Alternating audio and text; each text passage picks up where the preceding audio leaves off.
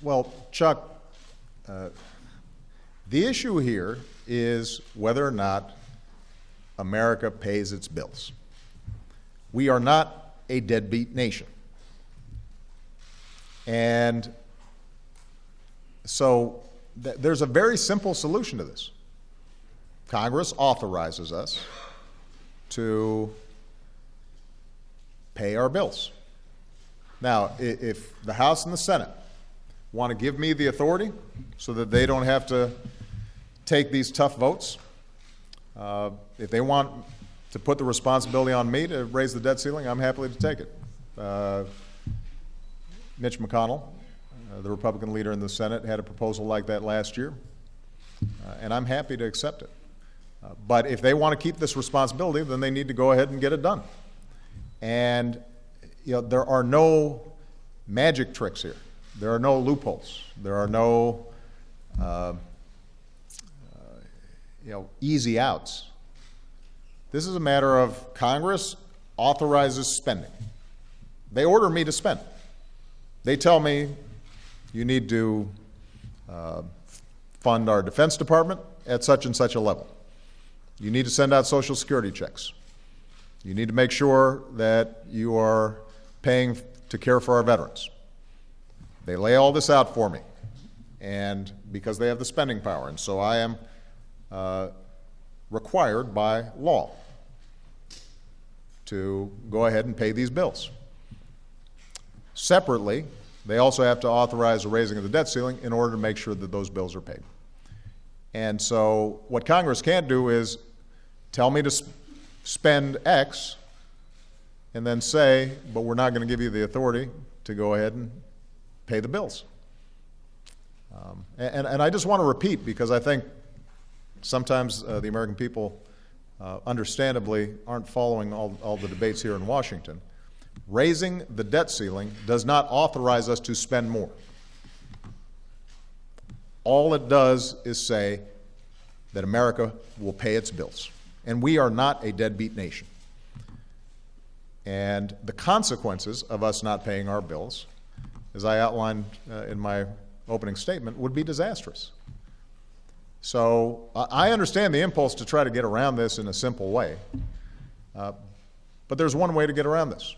There's one way to deal with it, and that is for Congress to authorize me to pay for those items of spending that they have already authorized. And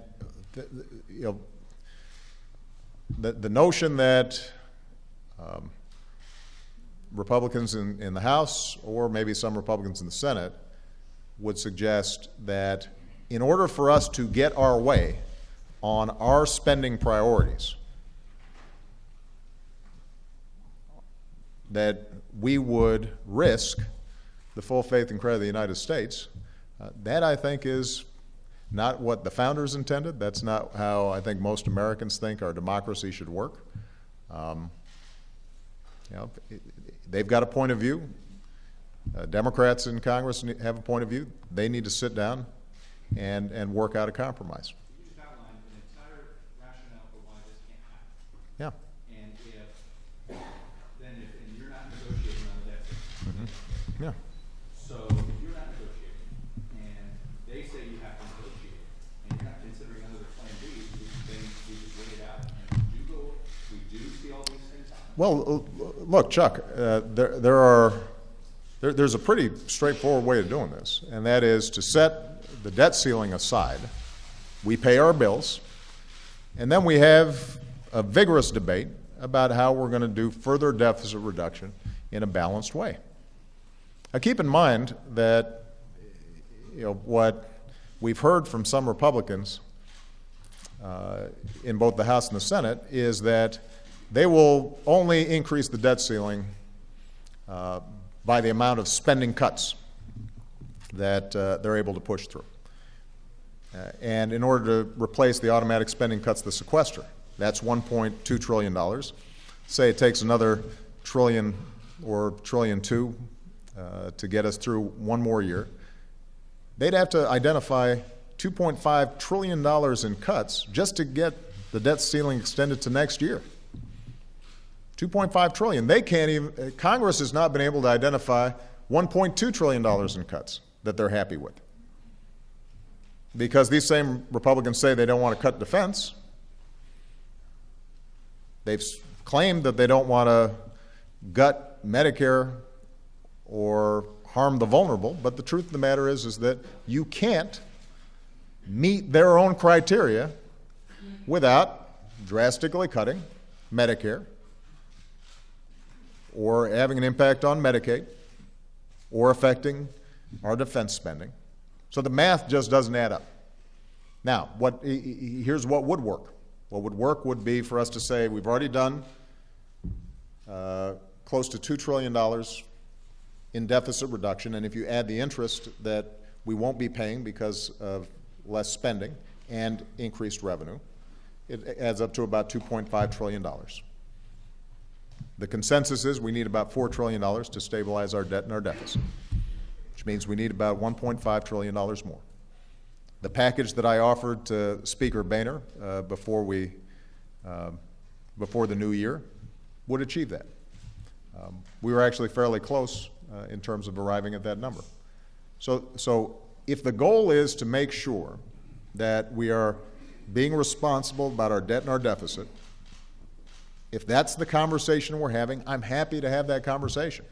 And by closing some additional loopholes through tax reform, which Speaker Boehner has acknowledged can raise money in a sensible way, and by doing some additional cuts, including making sure that we are reducing our health care spending, which is the main driver of our deficits, we can arrive at a package that gets this thing done. I'm happy to have that conversation.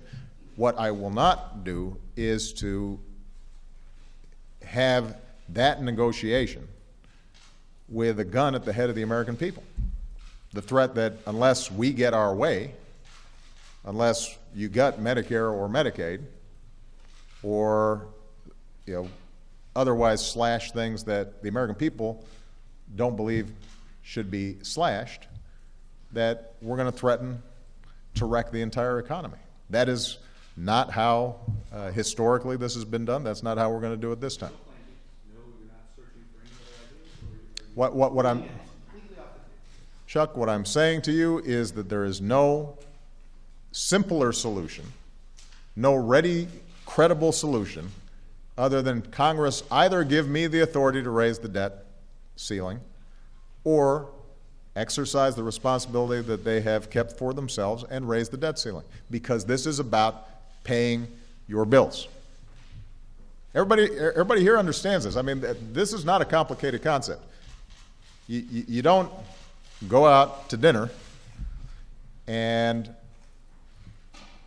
then eat all you want and then leave without paying the check. And if you do, you're breaking the law. And Congress should think about it the same way that the American people do. You don't. Now, if Congress wants to have a debate about maybe we shouldn't go out to dinner next time, maybe we should go to a more modest restaurant, that's fine. That's a debate that we should have. But you don't say, in order for me to control my appetites, I'm going to not pay the people who already provided me services, people who already lent me the money. That's not showing any discipline. All that's doing is not meeting your obligations. You can't do that. And that's not a credible way to run this government. We've got to stop lurching from crisis to crisis to crisis when there's this clear path ahead of us that simply requires some discipline, some responsibility, and some compromise. That's where we need to go. That's how this needs to work. Well, ultimately, Congress makes the decisions about whether or not we spend money and whether or not we keep this government open.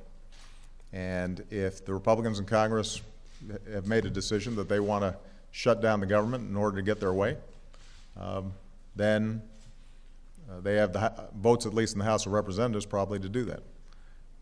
I think that would be a mistake. I think it would be profoundly damaging to our economy. I think it would actually add to our deficit because it will impede growth. I think it's short-sighted, but they're elected representatives, and folks put them into those positions, and they're going to have to make a decision about that.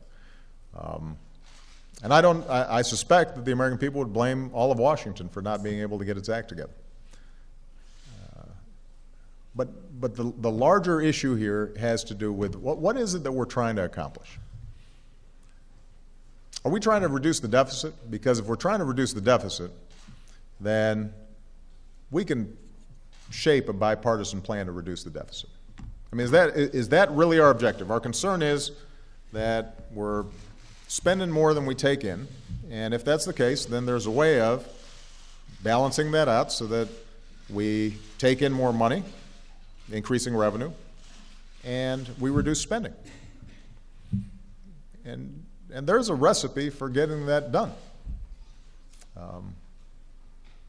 And in the conversation that I had with Speaker Boehner before the end of the year, we came pretty close. I mean, a few $100 billion separating us when stretched out over a 10-year period, that's not a lot.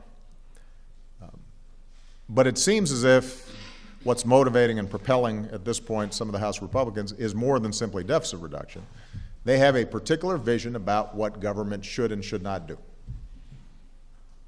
So they are suspicious about government's commitments, for example, to make sure that seniors have decent health care as they get older. They have suspicions about Social Security. They have suspicions about whether government should make sure that kids in poverty are getting enough to eat, or whether we should be spending money on medical research. So they've got a particular view of what government should do and should be. And that view was rejected by the American people when it was debated during the presidential campaign. I think every poll that's out there indicates that the American people actually think our commitment to Medicare or to education is really important. And that's something that we should look at as a last resort in terms of reducing the deficit, and it makes a lot more sense for us to close, for example, corporate loopholes before we go to putting a bigger burden on students or seniors